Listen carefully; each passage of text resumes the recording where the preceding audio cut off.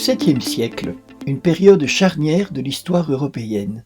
Maastricht fait partie du royaume des Francs, qui s'étend sur une très grande partie de la France et de la Belgique actuelle, ainsi que sur une partie de l'Allemagne, de la Suisse et des Pays-Bas. Ce royaume est gouverné depuis le 5e siècle par la dynastie mérovingienne. Le nom mérovingien provient du roi franc Mérové, qui serait un ancêtre de Clovis. Au milieu du 7e siècle, lorsque naît Lambert de Maastricht, notre futur Saint Lambert, nous sommes à l'époque des rois fainéants. L'essentiel du pouvoir est exercé par les maires du palais. Pépin de Herstal, puis son fils Charles Martel, et enfin Pépin le Bref, qui sera le premier de la nouvelle dynastie, les Carolingiens, dont le nom provient à la fois de Charles Martel et de Charlemagne. C'est donc une période troublée, caractérisée par une lutte pour le pouvoir entre une dynastie en déclin et une autre sur le point d'émerger. Il y a beaucoup d'assassinats, comme nous le verrons par la suite.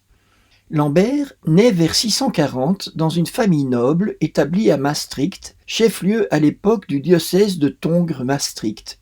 Il est baptisé par l'évêque du lieu, saint Remacle, qui est un bénédictin, fondateur de l'abbaye de Stavelot, et il est aussi son parrain. C'est un enfant chétif. L'histoire dit qu'il avait besoin d'une béquille et qu'il aurait été guéri. L'éducation de Lambert est confiée à Landoald, archiprêtre de la ville, puis à l'évêque Théodard, successeur de saint Remacle sur le siège épiscopal de la ville.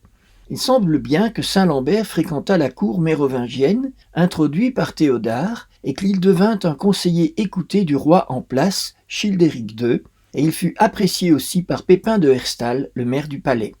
Lorsque l'évêque Théodard est assassiné en 670, saint Lambert est élu évêque à sa suite.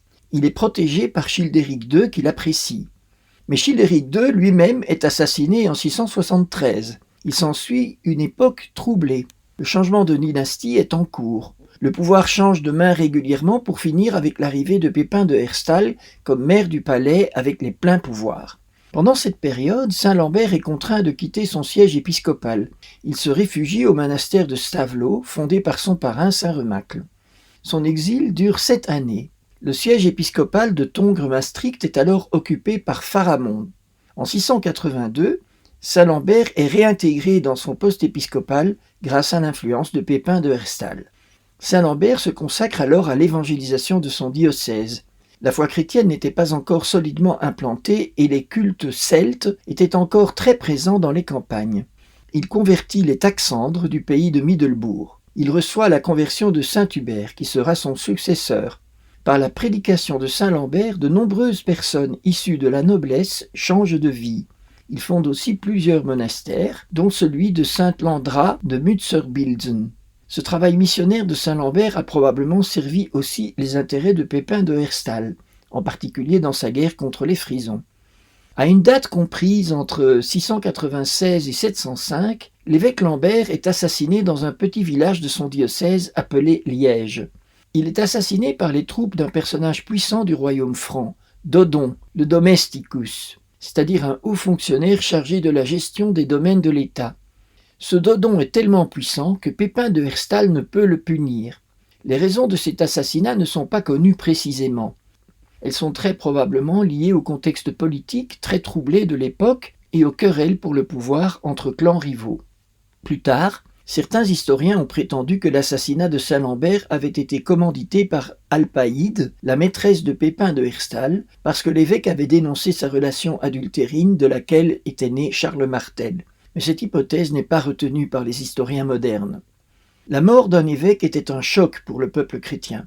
Saint Lambert a d'abord été enterré à Maastricht, puis son corps a été ramené à Liège.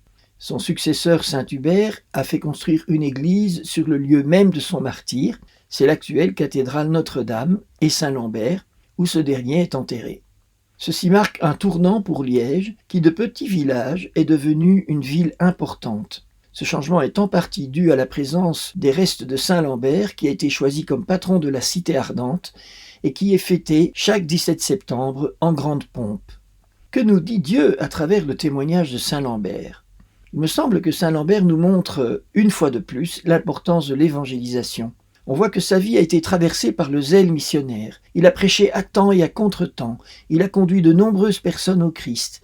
Il a fait cela dans une époque troublée, en plein changement de régime, dans l'insécurité, un temps où les assassins étaient monnaie courante, lui-même en est mort. L'exemple de Saint Lambert doit nous pousser à l'imiter. La fête de ce saint n'est pas seulement un événement folklorique, une occasion de faire la fête.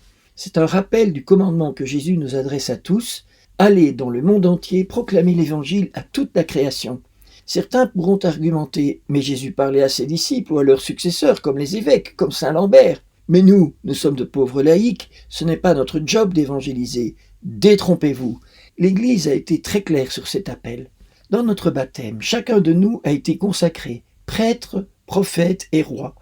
En tant que prophète, nous sommes invités à parler au nom de Dieu, à annoncer la bonne nouvelle à nos amis. Voici ce que saint Jean-Paul II a dit à ce propos dans sa lettre apostolique Christi Fideles Laici. Je cite : « La participation à l'office prophétique du Christ habilite et engage les fidèles laïcs à recevoir l'Évangile et à l'annoncer par la parole et par les actes. Ils sont au surplus appelés à faire briller la nouveauté et la force de l'Évangile dans leur vie quotidienne, familiale et sociale. » Saint Lambert, patron de Liège et missionnaire dans cette région il y a plus de 1300 ans, nous rappelle que nous sommes tous appelés, là où nous sommes, à témoigner de notre foi en Jésus-Christ.